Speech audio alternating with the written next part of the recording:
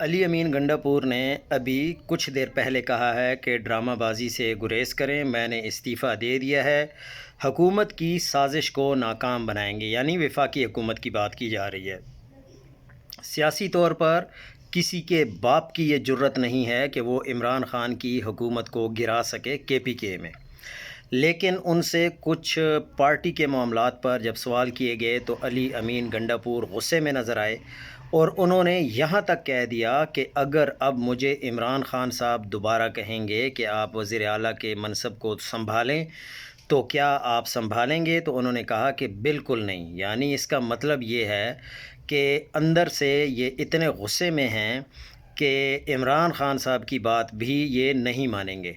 بھائی، اگر آپ عمران خان صاحب کی بات نہیں مانیں گے تو آپ کا پارٹی میں رہنے کا بھی کسی قسم کا کوئی حق نہیں ہوگا اور نہ ہم آپ کو پارٹی میں رہنے دیں گے۔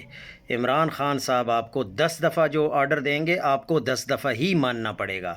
آپ کون ہوتے ہیں کہ آپ یہ بات کر رہے ہیں کہ اگر عمران خان نے مجھے دوبارہ آفر کی تو میں قبول نہیں کروں گا؟